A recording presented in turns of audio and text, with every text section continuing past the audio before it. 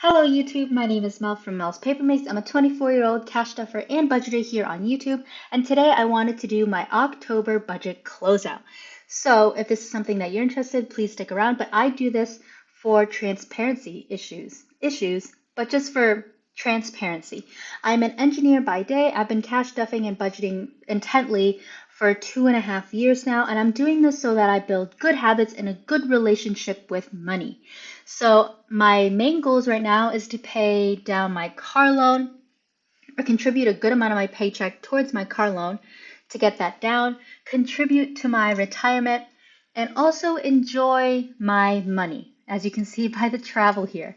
But enjoy the money because I worked really hard for it and I want to be able to enjoy it while also making sure that I make good progress towards my other financial goals. So this is where I left off when I did my October budget. As you can see where everything kind of went. I've changed this around for November. What's really great about doing digital is that I can change this up as much as I want, which is really, really nice. But now it is the end of my October cash stuffing, and let me just document everything here. But as you can see, this is the breakdown, the percentages, and I have a lovely little pie chart up here and another chart at the bottom here to compare and contrast the budget and the actual amount. And then I have my sinking funds off to the sides. This is where I started off in the month of October, and I will put in where I ended off. And now I will go in and we can actually see how much money went to what.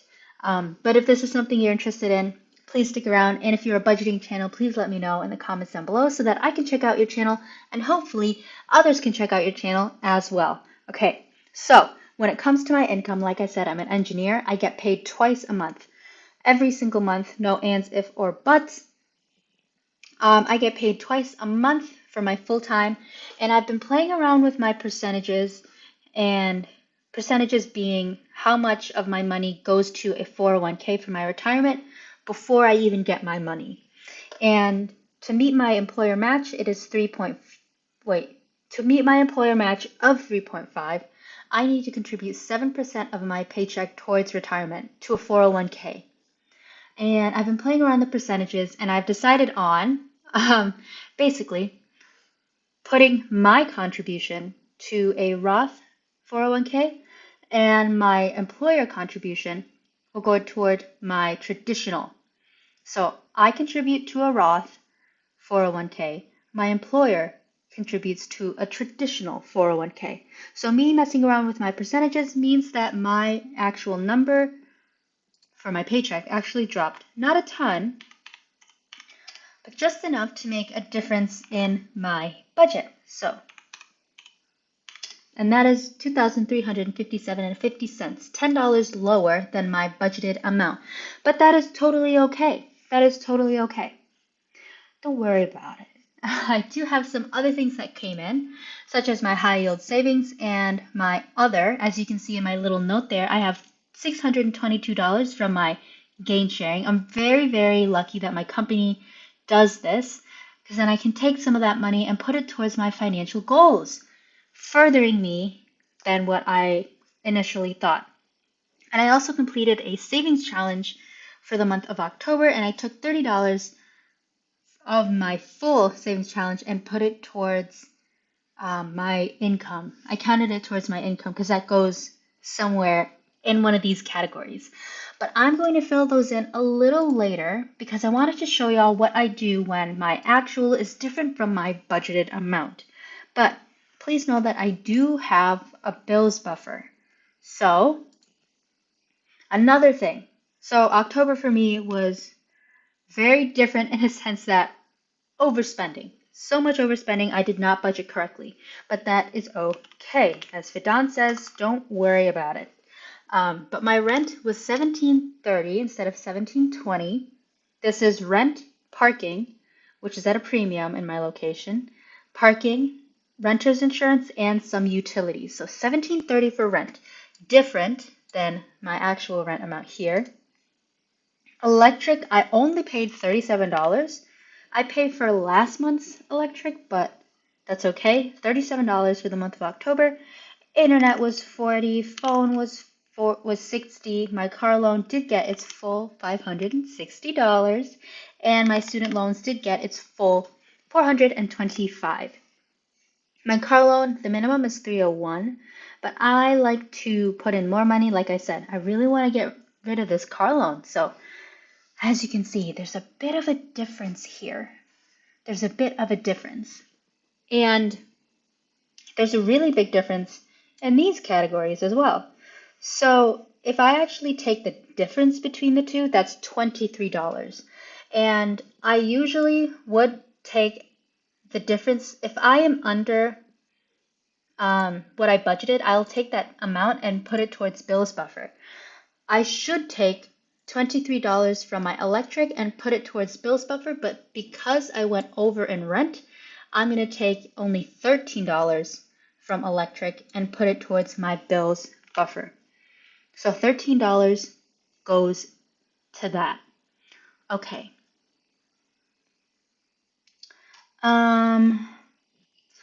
But I believe that's how I did this. Okay. So next, for my daily cash, I did also a bunch of overspending here, which really is not good. I budget $40 every week for my groceries, and I have increased that amount to $50 a week for November. But for groceries, I'm going to write down what I spent every single week. So $50.96, then $47.77, $38, then $48.63. Now, you can ask, how did you not see this in your previous month? Well, that was because I was doing a pretty long freezer clean out.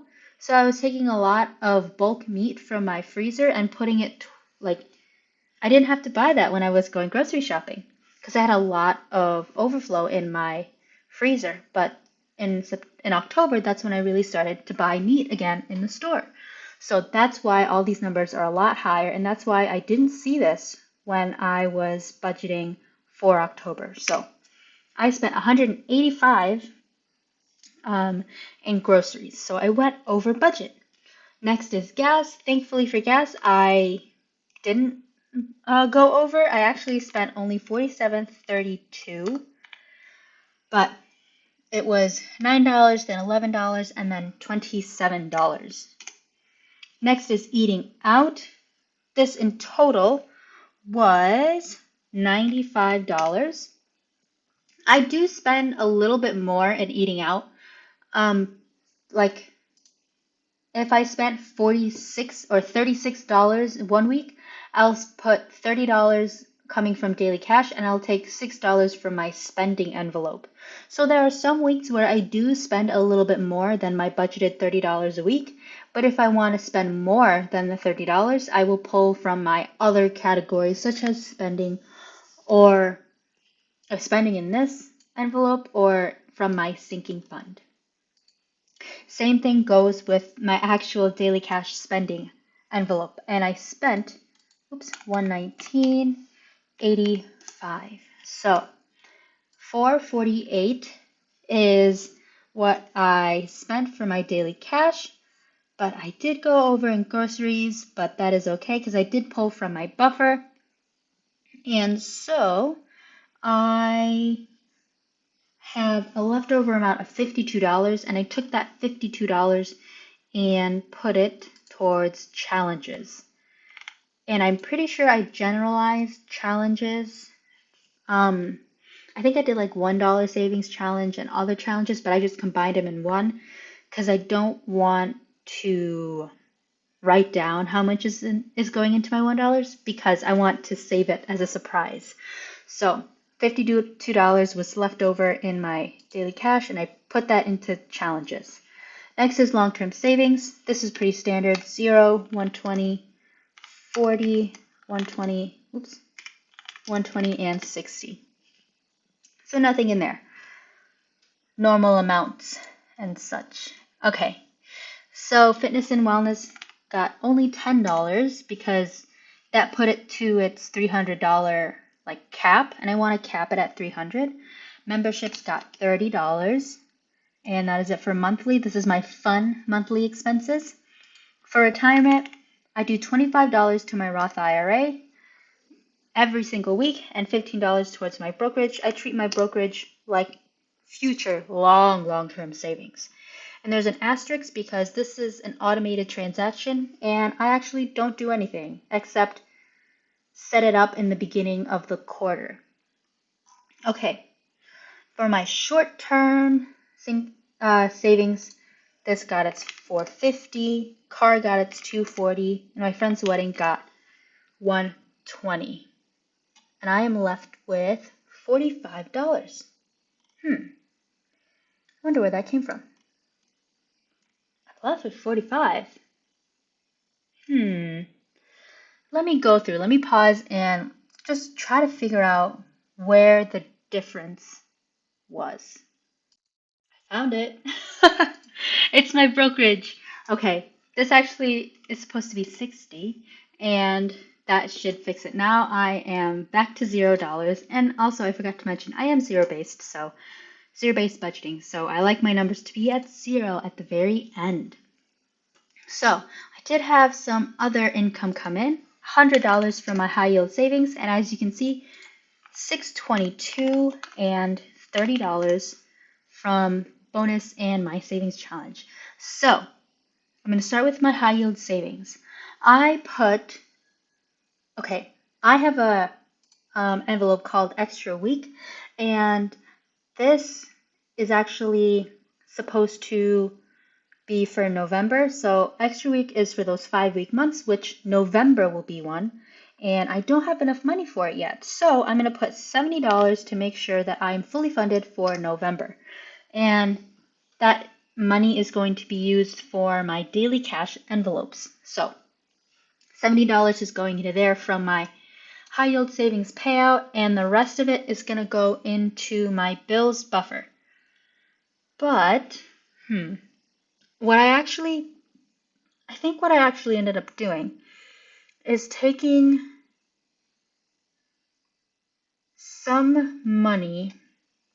Don't know how I did it, but I actually ended up doing $3 in here and then taking $10 and putting it towards my sinking funds. And then I put the remaining of my high yield savings back into my bills buffer. So my bills buffer got $33 in October, and then I am left with $652, and of the $622 from my gain sharing, I did around 70% of that went towards my car loan, to my car note, and that was $437. And then I was like, oh shoot, I really want to hit that $1,000 goal. So I took the $30 from my savings challenge and I put it towards my car loan. And like I said before, my minimum is $301. And I put 2 extra payments this month. Oh my gosh, isn't that crazy? An extra 2 payments towards my car loan. I hit 4 digits going into my car loan, which is so exciting. I'm so proud that I did that. Pat on the back for myself. So $1,027 went towards my car loan in the month of October, which is awesome. And I'm still left with $185 left to budget. So where did I put that money? Well, I put $100 towards my savings challenges, and then $85 towards, I split between my short and long-term savings. So what I did was $45 went towards sinking funds, and then the $40 I split throughout my long-term savings. So I did $5 in medical, $5 in future pet, and then $30 into my travel. So that brings me to $0. But the reason why I put some money in here, honestly, is so that I can get nice round numbers, whether it was 100, or 500 so that I can take some of that money and put it towards a high yield savings. So let me zoom back out. If you remember, before this pie chart was empty, and as I filled in the numbers, it actually filled in everything for me. So this is what the pie charts look like, but that doesn't really help because I want to see what I spent versus what I actually did right next to each other, and that's where this comes in. I don't do my bills just because it would skew everything so much. So as you can see, my budget, blue, and then red is my actual amounts for everything. So I had a lot more go towards long-term savings. My retirement was smack on, and I had more go towards my short-term. It's a little bit inaccurate because I did overspend in one category in daily cash, but overall, as a category, my daily cash was under budget. So it's a little bit different, but that is okay. So that's what everything looks like. Now I'm going to swoop on over to the side towards my sinking funds, and let's fill out this table in total. So I'm not going to put in how much went into everything just because I don't know how to track it. It changes every single week, but I'm just going to track the start, end, and the difference. And let's start with apartment. It ended at 150, and I'm going to cap it at 150. So $40 difference there. My partner, my boyfriend, his account, not account, but his like little envelope. This is for little gifts every now and then. It's capped at 50. Bulk food got 105. Christmas ended with 640. Clothes ended with 130. I did get it to 150, but then I spent $20. So zero. It looks like I didn't put anything in there. Dates ended at 71. Family ended at 58. We went to an apple orchard in October. So fun. But I pulled some of that money from family. Gifts got 90. Oh, 90. Slip of the fingers. Hobbies. I did get some yarn for a sweater this month. And now it's at 20. Household got 90. And then Mills Paper Makes is my Etsy shop, but that got nothing this month, and it ended at 70. Race tickets or motorsports. My motorsports envelope ended at 80. Spending, I did purchase a birthday gift for myself, and it ended at 101. And toiletries ended at 40. Oops. 45. So as you can see, this is what my sinking funds ended with, and it looks like I spent only $85, but that isn't correct because I spent extra $20, but that's the change from the start of the month to the end of the month.